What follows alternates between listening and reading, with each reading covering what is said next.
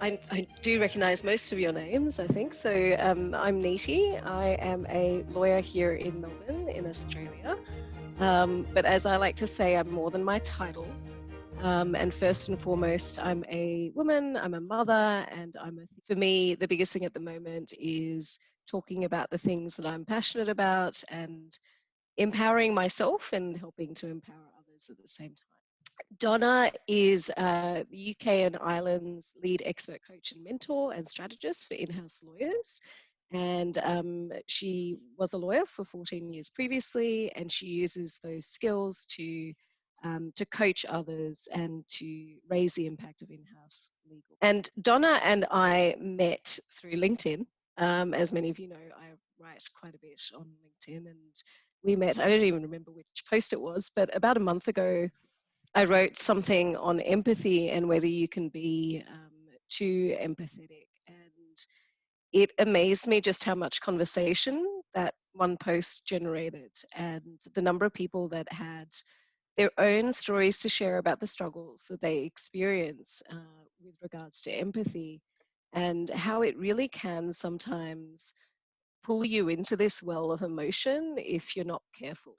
And it's then really hard to potentially resurface again and go about your daily life. So you can feel really drained and really exhausted. And so when I wrote that post, Donna shared on that post that she had some great tips and tricks and tools and techniques for people that had gone through these struggles and that do face these issues. And so we thought it would be a great idea to get a few of us together for a really intimate sort of, informal discussion, just to talk about empathy and some of the things potentially people are struggling with, and also perhaps arm you with some tools. So what I'm going to do is just take you on a bit of a journey tonight. And that journey is really just to give us all a little bit of a bit deeper understanding of what empathy really, really is. And so we can understand whether we're actually being empathetic, compassionate, or whether we're pitying someone, or we are showing sympathy. And those four things are very, very different, but the main three are sympathy, empathy, and compassion. And whenever you understand that, you will understand the difference between where empathy ends and then other skills start, which is really key to understand those in order to understand the techniques and why those specific techniques work. And then I'll move into, and we can have a bit of a discussion around understanding the actual curse and the psychology behind that curse of feeling that you're caught up in someone else's emotions and that has a negative impact on you and maybe even the other person. And then we can move on to the other skills that you actually need along with empathy in order to turn that empathy into a gift. And then we can open the floor for questions and discussion. Empathy. What actually is empathy? So a good way of understanding empathy is understanding what's not.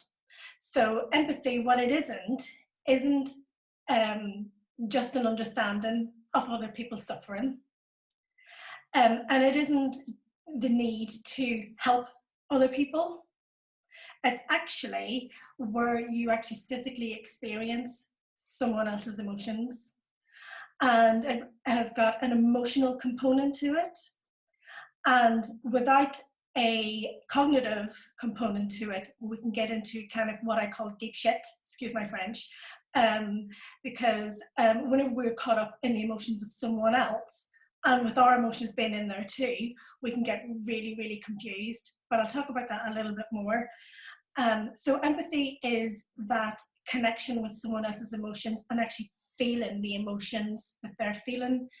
And this is also connected to whether someone is an extrovert or an introvert in some way. Because if you're an extrovert, you are someone that if you go into a meeting room and you leave, you pick up on the energy of the room, and the room will either carry you because the energy's high, or if the energy's low, it will actually make you feel low as well. And this is it isn't, I don't think empathy is a skill. Empathy is an emotion. And that's a thing that we need to really understand. Then we have sympathy.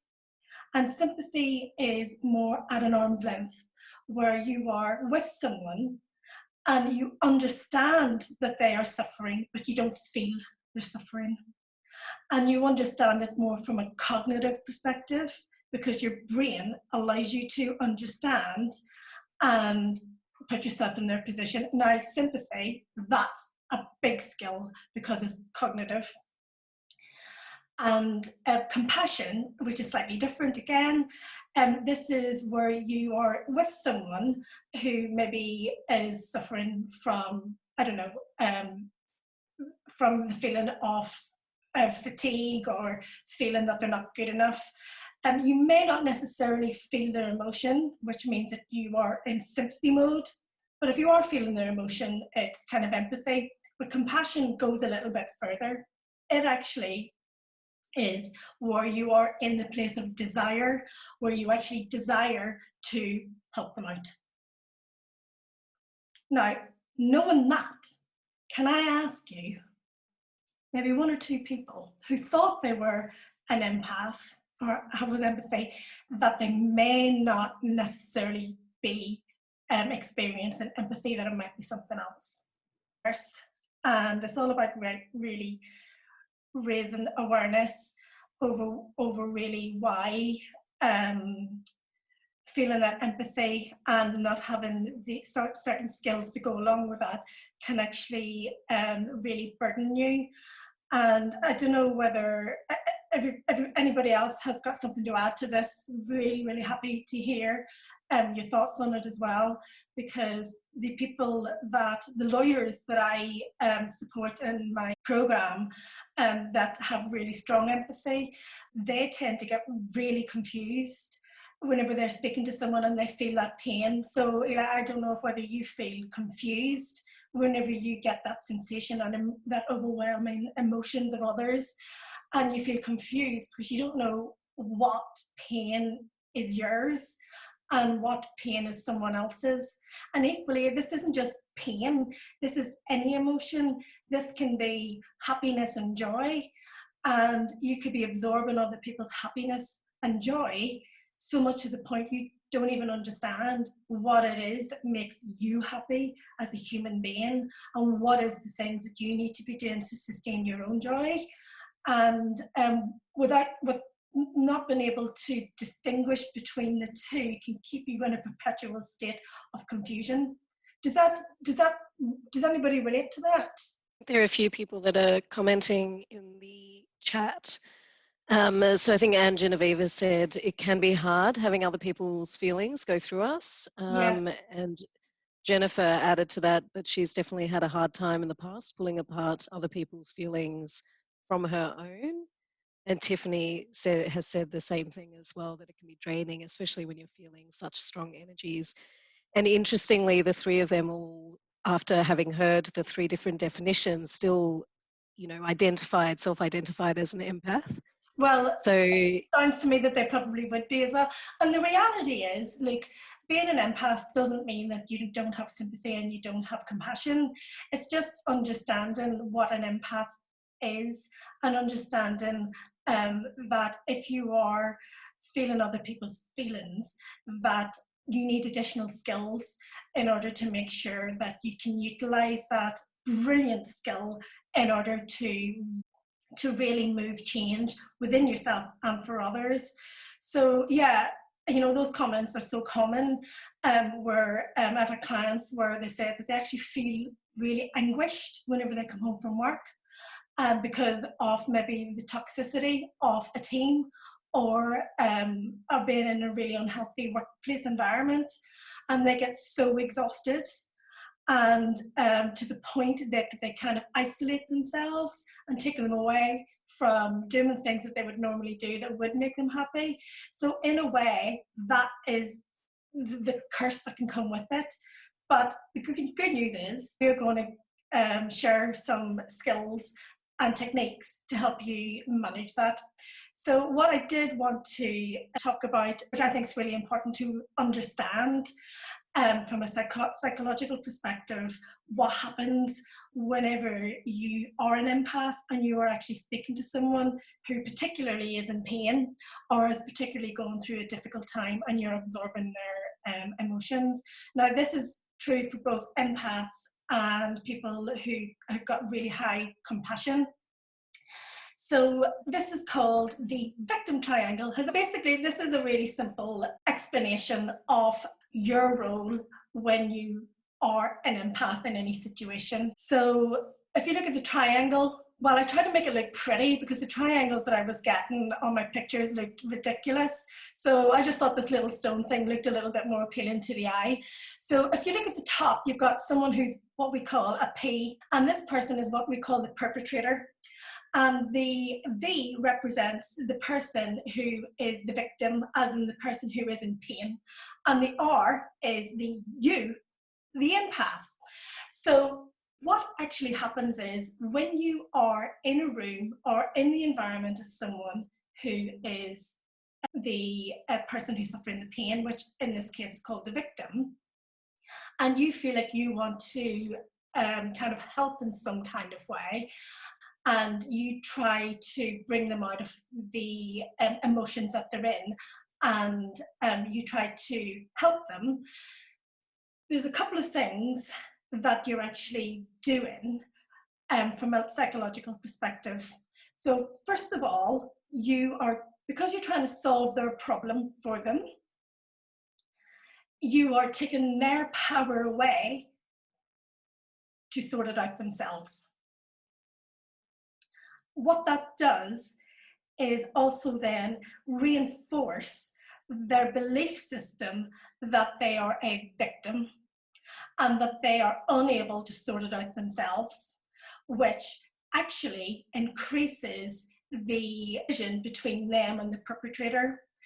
And when we do that, although we want to help, the impact is what's important here. The impact is, what do you leave that person as at the end of that conversation? Now, if you're not getting that person who is the victim into a better place, and you are coming out of that conversation, and whenever they're not in a better place, you're moving away, taking their crappy emotions away with you, and you are then engaging with the world with those emotions. And guess what? That's going to impact on your other relations and on your well-being, as we already talked about.